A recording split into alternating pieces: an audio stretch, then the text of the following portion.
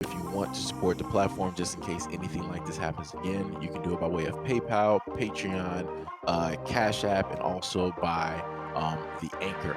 And you can also further support the platform by way of going to the Teespring store or the shoe store that is located in the comment section below.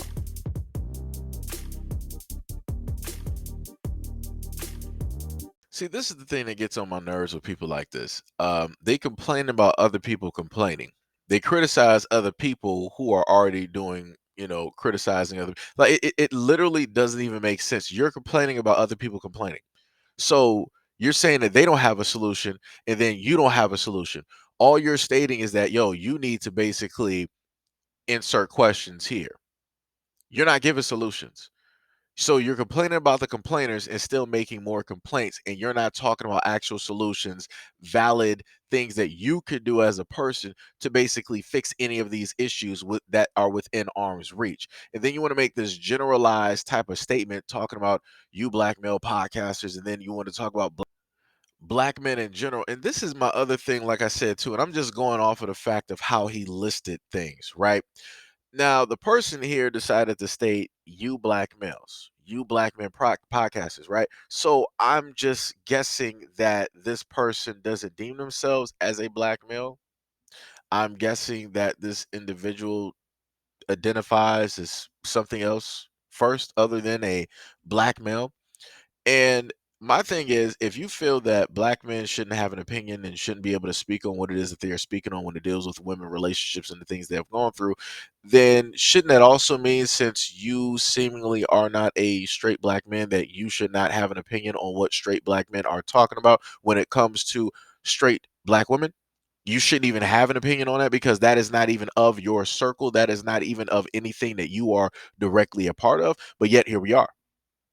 You're stating that everybody who has an opinion doesn't need to basically put it out there, but yet you decided to put your opinion out there because you are feeling offended, or you're trying to defend who? Because those black men aren't talking about you, they're talking about black women. So yet again, who specifically are you defending, and why it is that you feel a certain type of way or a need to put your opinion out there, what you said is very much not needed at all, right? Everybody's opinion is not needed. Everybody who has an opinion doesn't need to be putting it out there on social media, right? And going back to some of the things that he stated, right? Dealing with the black community and black men being, the center point of everything that is wrong with the black community, and black women are at the center of everything that goes good, right?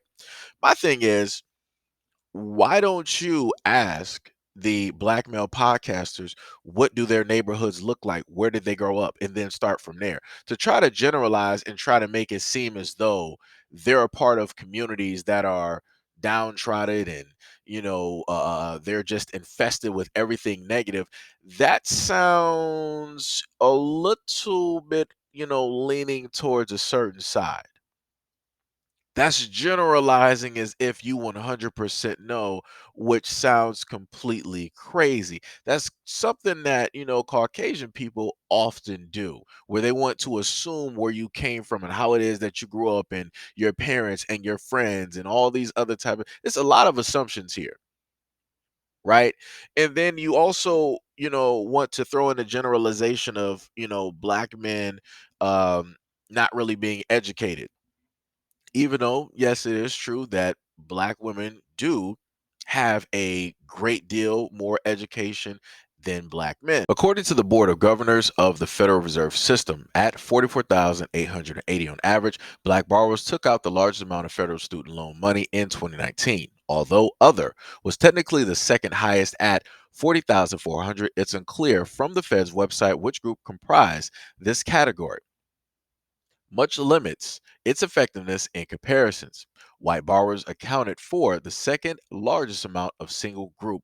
And finally, Hispanic borrowers took out the smallest amount on average at 30,890. When the Fed began recording this data in 1989, black borrowers had the smallest amount of student loan money. They overtook all other categories excluding other after 2010, with one dip in 2013. A sobering statistic. In 2019, the Institute of Assets and Social Policies found that the average Black borrowers still owed 95% of their original loan amount after 2 decades, compared to white borrowers who, on average, have paid off most of their student loan debt. Student loan debt is the second highest source of household debt following housing. The American Association of University Women estimates that women held nearly two-thirds of all United States student loan debt, or approximately 833 billion in 2016. Black women owe the largest amount of debt, followed by white, Hispanic slash Latinx, and Asian borrowers. Female borrowers typically required more education to earn a wage equal to less educated men. In fact, to exceed the lifetime earnings of a male graduate with just an associate degree, a woman may need at least a master's degree. According to the AAUW, most women will face a gendered wage gap as soon as they graduate, which typically worsens as they age. It's important to note that the majority of undergraduate college students today are women, nearly 60% in 2020 and 2021. So it's not surprising that women held nearly two-thirds of all United States student loan debt in 2021, or approximately 1.1 trillion.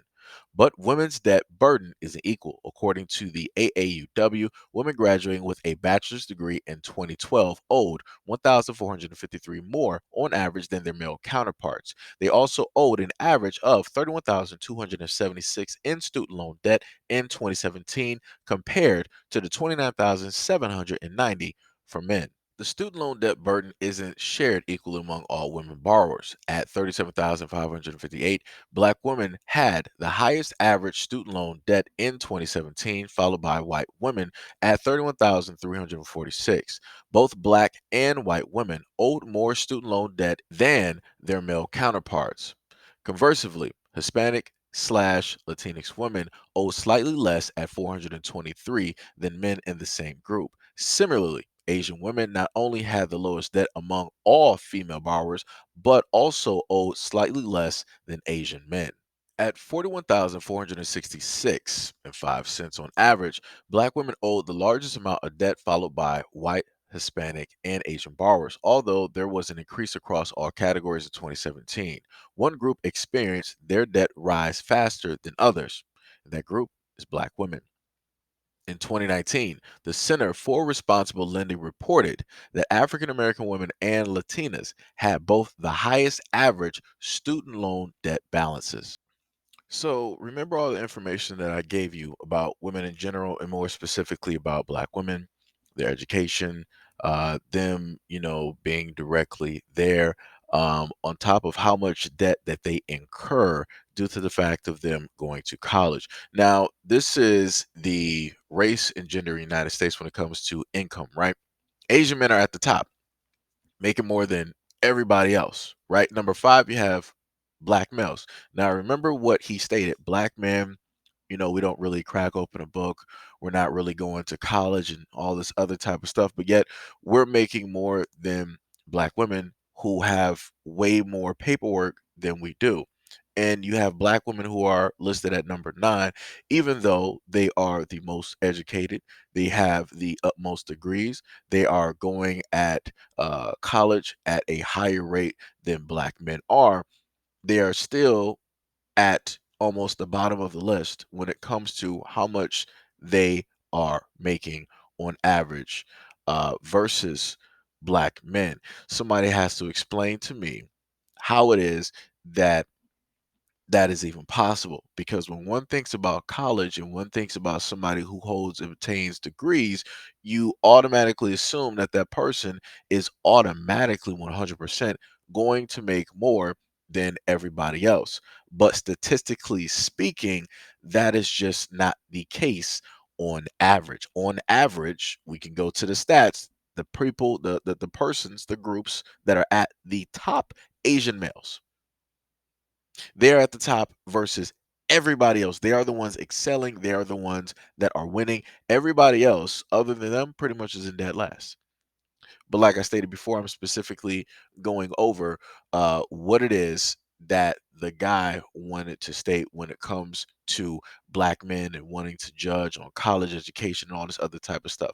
People want to hype up the college aspect, but they don't want to talk about all of the debt that black women are incurring and how they're not able to readily pay that off when they have and obtain all of those degrees, and how they're still making less than the, in comparison to the males that are directly out there who have less or don't even have any degrees at all. And the other thing that I want to touch on is this, because he's, listing all of these things that black men aren't doing. But this is the problem. Everybody always wants to showcase or talk about the podcasters or the black men that, are in a sense in the spotlight, right? But people like this never want to talk about the black men that are not being shown, the black men that are not being celebrated, the black men that aren't making money, the black men that are not in the spotlight, the black men that aren't getting mentioned, not getting talked about, that people know about. They never want to talk about those black men who are specifically in the community doing what needs to be done. They're not talking about the black male podcasters who, for some years or maybe some decades, have been talking actively. I'm talking about like radio and different things of that nature.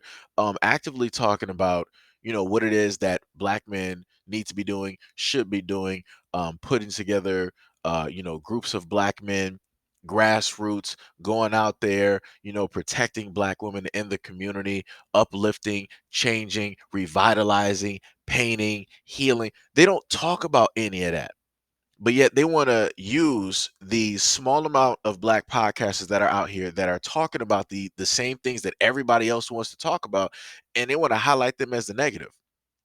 Well, maybe if everybody wasn't so fixated and focused on what it is that these black men were talking about, then maybe y'all could actually be the solution to every single thing that y'all want to complain about. That's like me, in a sense, complaining and listing that, hey, people of the LGBT, black people of the LGBT, y'all need to be worried about the STD rates, the high drug use, the high suicide rates, the high amount of rates of people not using condoms.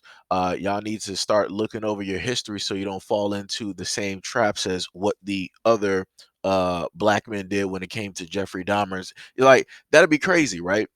If I were to sit up there and say some stuff like that, or to say that, your others directly out there who are at the later portion of that alphabet, who want to trick straight heterosexual men into basically dating and being with them without fully coming forward and actually telling them the truth of what it is of who they are, right? It would be crazy of me to basically speak on that and to bring those things up, right? Because my opinion is not needed. Everybody who has an opinion shouldn't be stating their opinion, but yet look at where we are. We're on the internet, which is as opinionated as it gets, and everybody is giving their opinion on topics when nobody is a scholar or has a doctrine or a master's in any of these topics, which I didn't think that you actually needed to, in a sense, crack open a book in order to use your experience, in order to, enter in and talk about a topic dealing or touching on the fact of what it is that you went through as a man dating, straight women and all of that other type of, like I said, it's crazy to me. But this is where we are, where you have the younger generation that want to speak on a lot of things. And the things that don't make sense is the fact that a lot of them are still suffering from school violence and inner city violence of their own youths, right?